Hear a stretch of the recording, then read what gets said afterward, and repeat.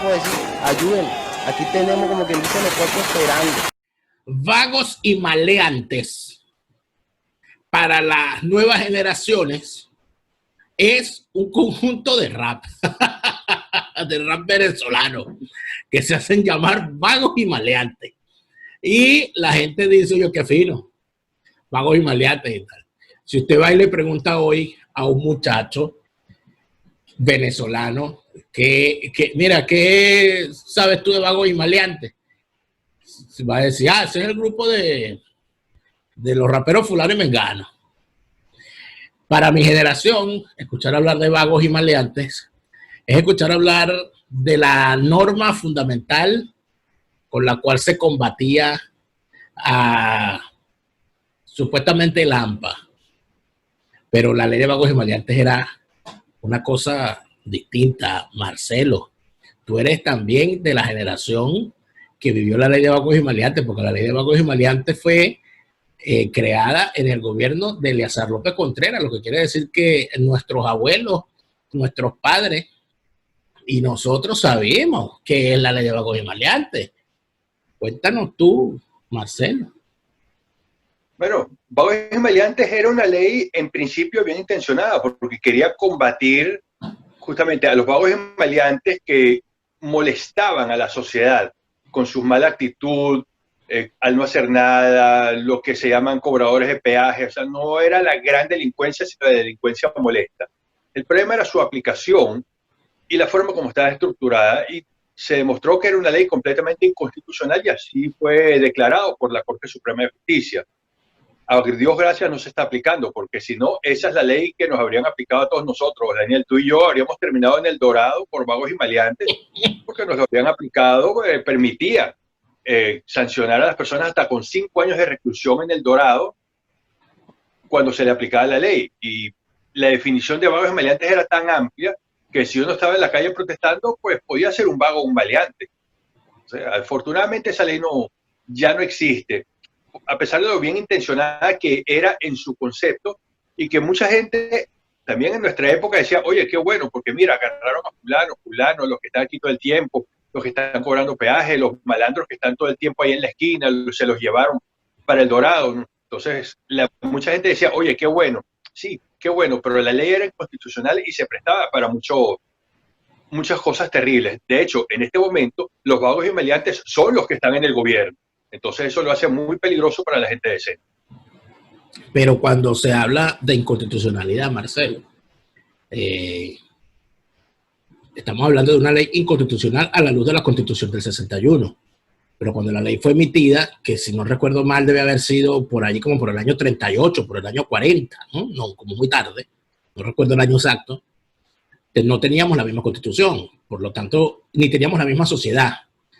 El tema del vago, de qué es un vago y qué es un maleante, también ha cambiado en el tiempo. ¿Qué era un vago para la época de Eleazar López Contreras? Era una persona que no trabajaba, una persona sin oficio conocido, y una persona que no trabajara y que no tuviese oficio conocido era una carga para la sociedad, porque para esos momentos una persona, cualquiera trabajaba, porque la vida campesina era una vía de trabajo. Más bien la gente trabajaba desde muy temprana edad. Más bien el problema era el contrario. El problema era que todo el mundo tenía algo que hacer. Estudiar era algo que hacer. Trabajar era algo que hacer. Y un maleante podría ser aquel que estuviese parado en una esquina silbándole a las mujeres, por ejemplo. Es un maleante. Entonces una mujer yo me está acosando. Imagínate tú, peor que la ley de la violencia contra la mujer. Mira, ese maleante que está allá me silbó. Imagínense, ¿no?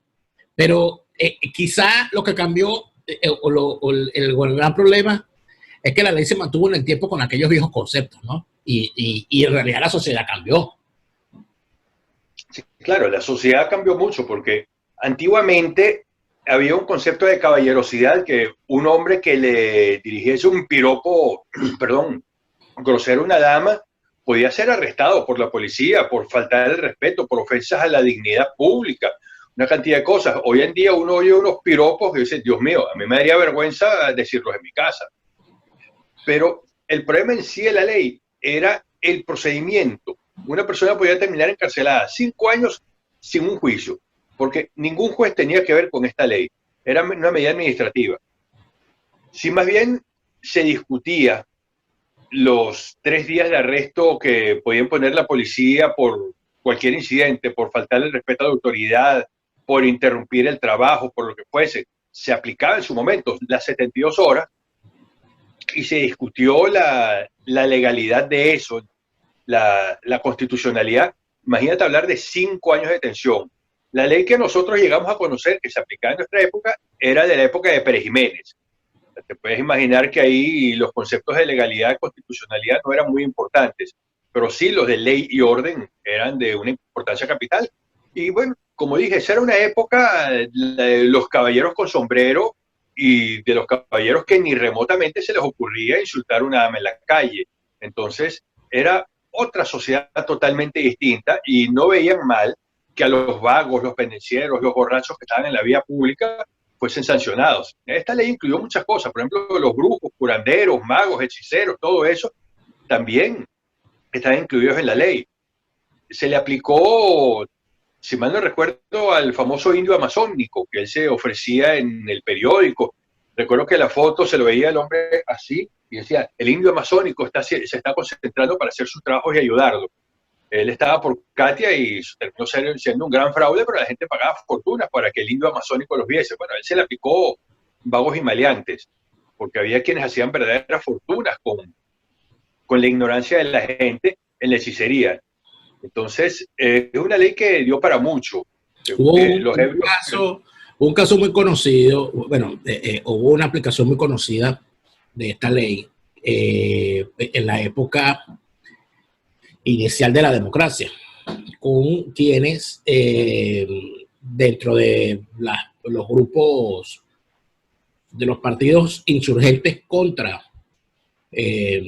la democracia, los que estaban en el frente político, los que no estaban en la guerrilla, sino que estaban en las calles dedicados a rayar las paredes, a poner pintas y ese tipo de cosas, a tirar panfletos, a gritar consignas y tal, al no poderlos acusar de terrorismo, porte de armas, acciones vandálicas, se les acusaba de vagos y maleantes.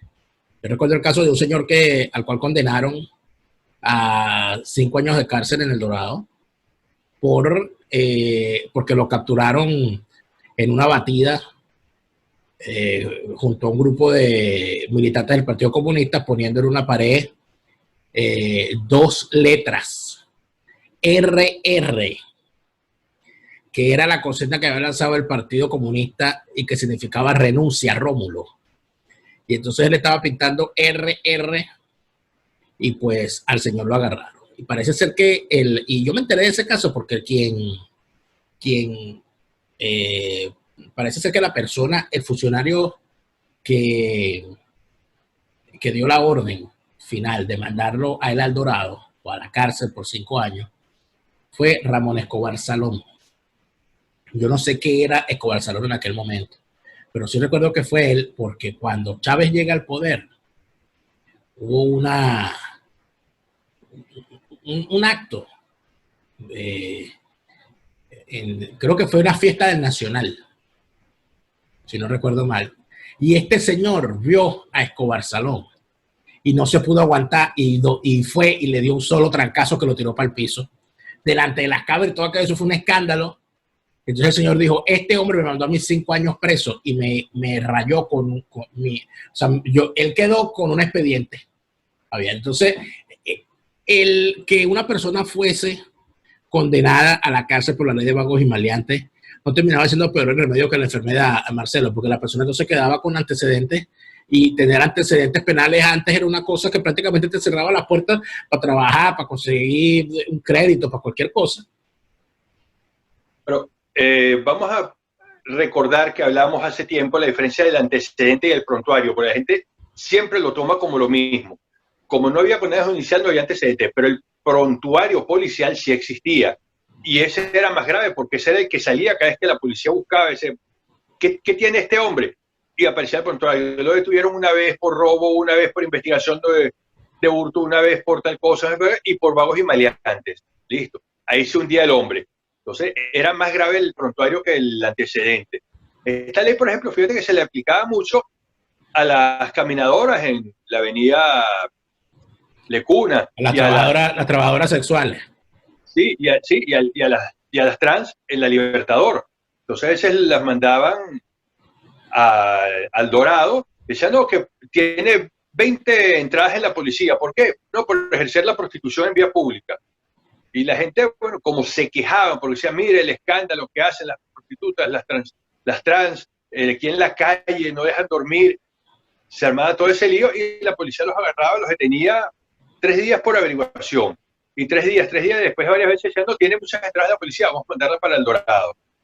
Y si uno iba a ver en el fondo, y te lo hablo desde mi experiencia en la policía, quienes menos causaban escándalo y problemas eran justamente ellas, porque ellas quieren estar ahí tranquilitas trabajando y que nadie las molestara. Pero como la gente iba ya a armar escándalo, a gritarles cosas, les tiraban cosas, también se defendían, devolvían botellazos, bueno, terminaba haciéndose un escándalo, más que nada generado por quienes iban. Pero eso alteraba a los vecinos llamaban a la policía, claro, y el resultado, vagos y maleantes. Ahora, había otra cosa, ¿no? Que era la que la persona condenada, o mejor dicho, era el nivel. Yo una vez le escuchaba a alguien dar, cuando se empezó a discutir la constitucionalidad de esa ley, o su inconstitucionalidad, que decía que lo más peligroso de esa ley era el nivel, o el poder que le daba a funcionarios que no eran jueces para aplicar la ley. O sea, que un jefe civil, un prefecto, un gobernador, un director general del Ministerio de Interiores podía mandar a una persona para la cárcel por la ley de vagos y maleantes. ¿Eso era así? Sí, porque podía empezar el procedimiento de la policía de oficio y el jefe civil tenía injerencia en la decisión. Al final el gobernador era quien la ratificaba. Si la decisión era internarlo en El Dorado o cualquier otra de las colonias móviles o en una casa de reeducación, ¿no te suena casa de reeducación y trabajo artesanal del Paraíso, por ejemplo? Entonces iba a una consulta el ministro de Justicia, que era quien lo llevaba en ese momento, para evitar algún exceso. Pero la ley tenía muchas otras penas aparte de la reclusión. Podía darse un confinamiento, una sujeción a vigilancia de autoridad, es decir, que como una libertad condicional tienes que ir a presentar la autoridad con la frecuencia que te indiquen. Pueden expulsarte de la ciudad donde estás y enviarte a tu pueblo, o puede ser una simple amonestación en los casos menores. Entonces, había cosas que simplemente las llevaba el jefe civil, y a lo mejor uno decía, bueno, el jefe civil me amonestó, no pasa nada. Digo, sí, pero resulta que el jefe civil te amonesta una vez, te amonesta otra, y ya te generaron un expediente que va a permitir enviarte al Dorado. Y pero cuando uno decía que hacer con el periódico en cuenta era enviarlo al Dorado. Claro, pero de alguna manera sí es peligroso, sí, que no sea un juez donde se le dé el derecho a la defensa a la persona y el derecho a tener un abogado, que sea un jefe civil o un prefecto el que decida la suerte de una persona. Sobre todo en una Venezuela donde existe esa conocida frase de jefe es jefe aunque tenga cochochos. Entonces, recuerdo una vez a Betancourt decir que en Venezuela el ser más bondadoso del mundo se le daba el título se le nombraba conserje, o se le daba cualquier título de autoridad, y a partir de ese momento se convertía en un tirano. Imagínense usted en aquellos pueblos, bueno, puedo hablar por mi caso. Yo recuerdo, por supuesto, hay gente que no sabe lo que era un jefe civil, pero yo recuerdo la figura de los jefes civiles.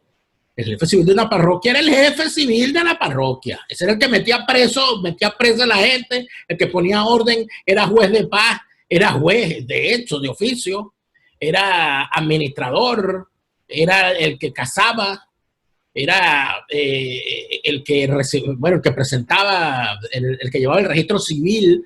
O sea, era de verdad una autoridad.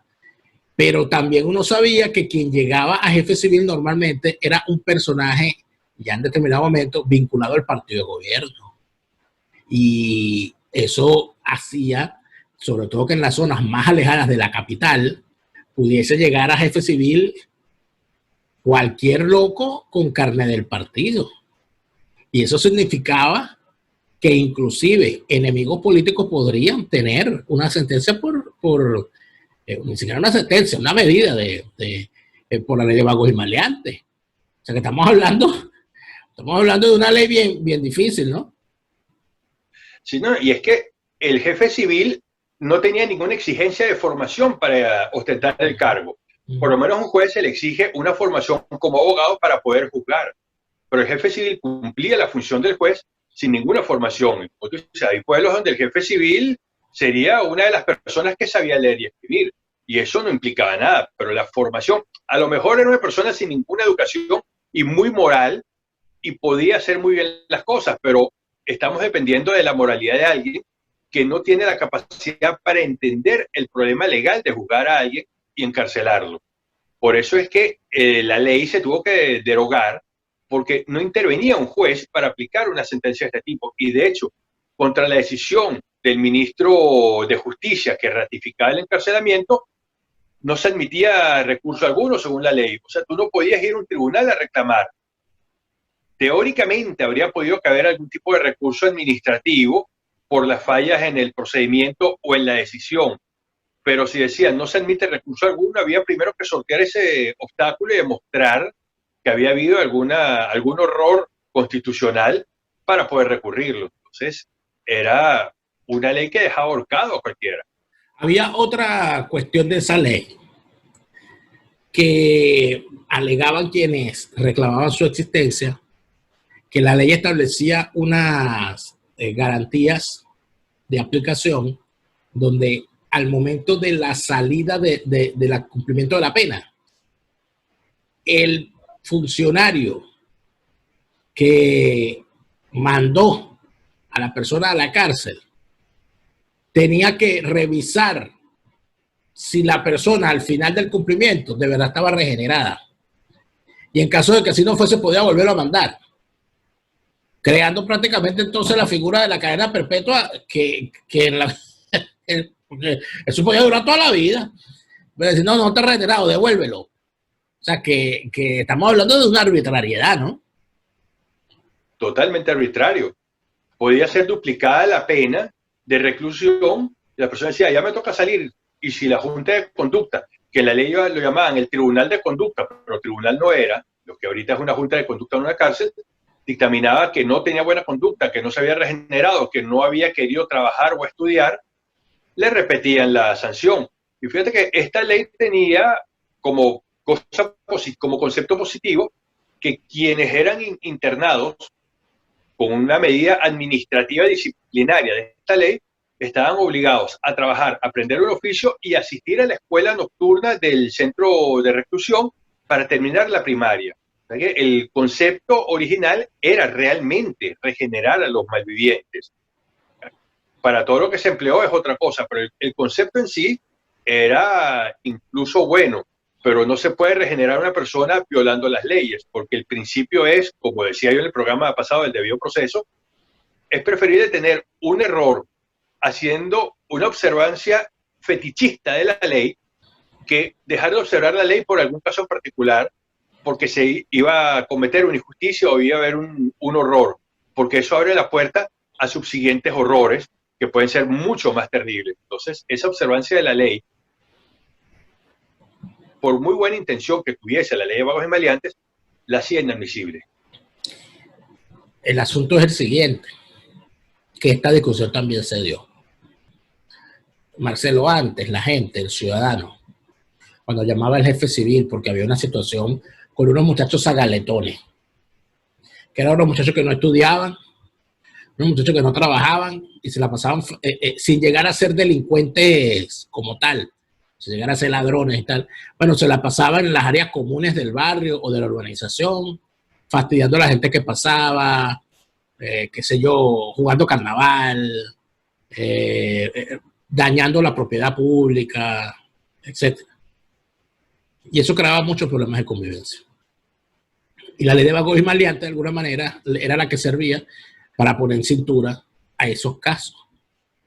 Se eliminó la ley de vagos y maleantes. ¿Qué instrumento legal quedó para atender estos casos de problemas de convivencia, de delincuencia juvenil, o de delincuencia incipiente, o de menesterosos que fastidian a las comunidades sin llegar a ser unos delincuentes consumados, pero sí que fastidian y molestan a la colectividad.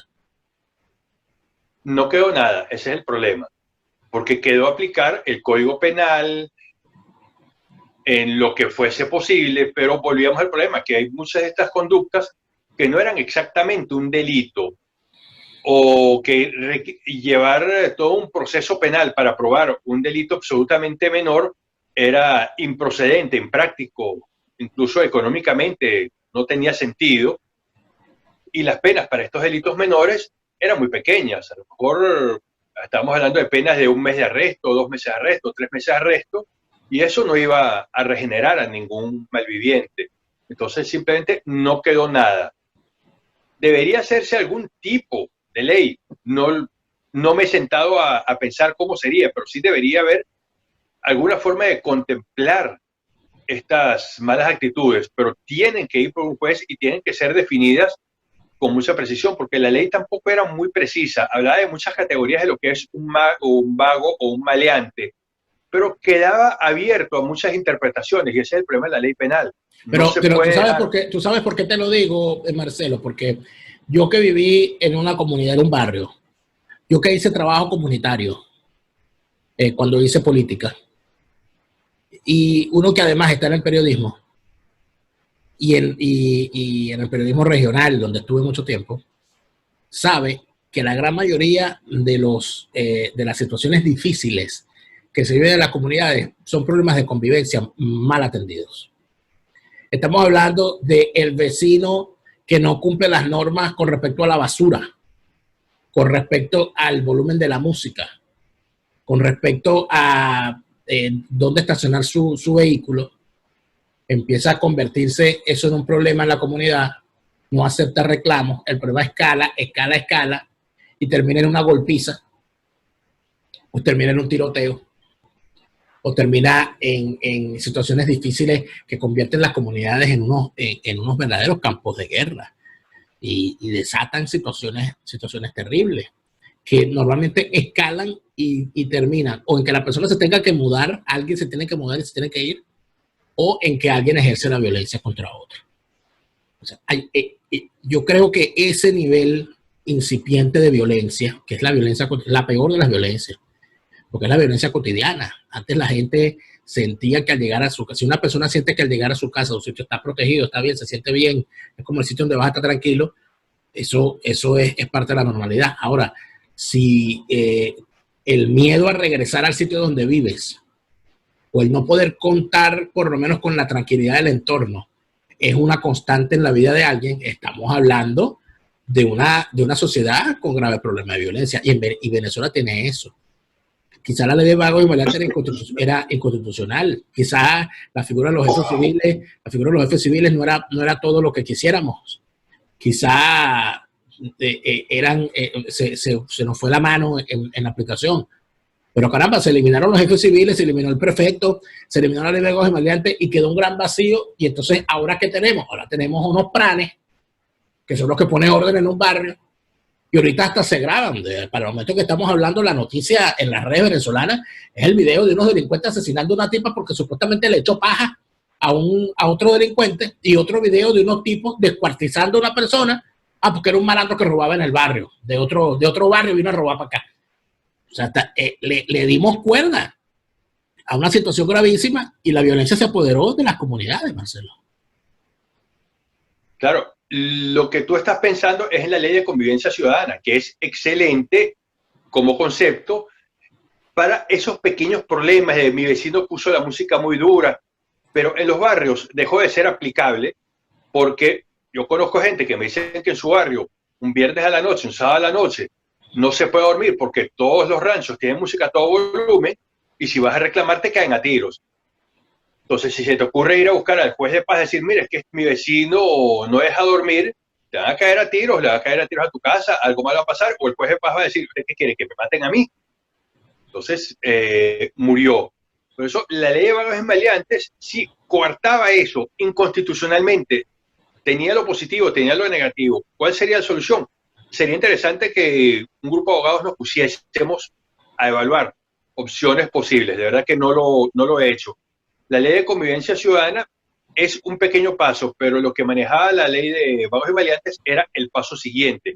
No es el hecho que mi vecino molesta, mi vecino sacó la basura, sino el malviviente directamente, el que vive en la calle, el que se la pasa, el cobrador de peaje, como había anteriormente en los barrios, que no era un delincuente de gran categoría, pero estaba todo el tiempo en la esquina y dice, dame algo ahí, ayúdame con algo, no me dejes morir, pásame algo, y había que pasarle, porque es la forma más segura y tranquila de cruzar, porque si no ya sabías que a la próxima ibas a tener problemas.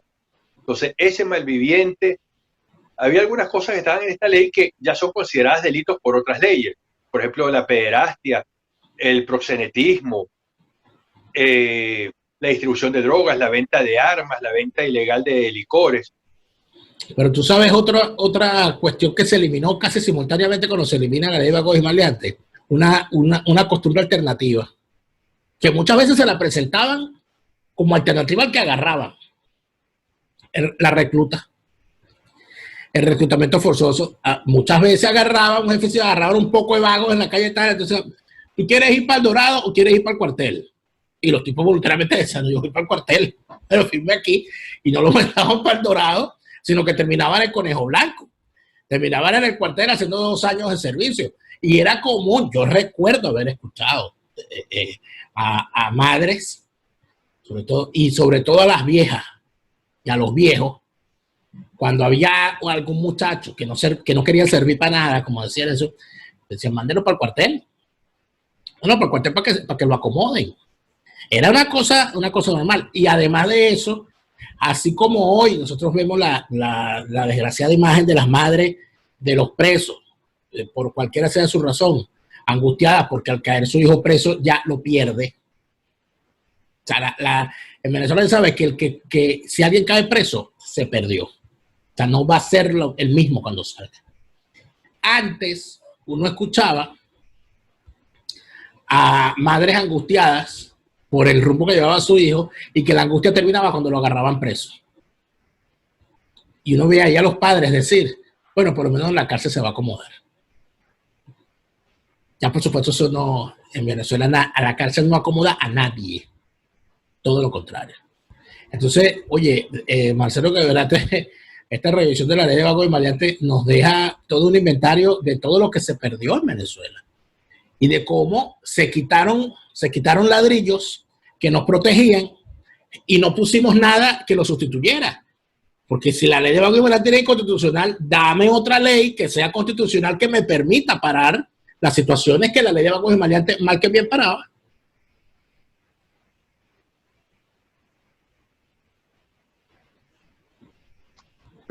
Perdí un poco. Sí, tenemos lo último. Sí, no, tenemos problemas un poco con la conexión, pero básicamente, Marcelo, el problema termina siendo cómo sustituir lo que nos hacía la ley de vagos y maleantes, cómo sustituirlo por una norma que sea, o sea, que nos dé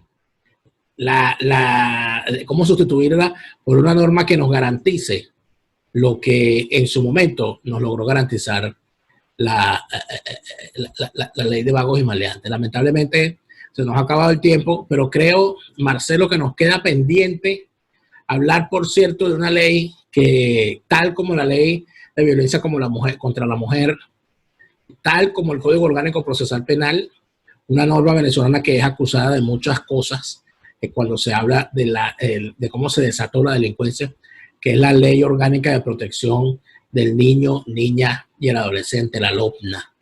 Nos queda pendiente conversar de ello. Seguramente la semana que viene podamos hacerlo. Marcelo, muchas gracias. Gracias a ti, saludos a todos, nos vemos en la próxima.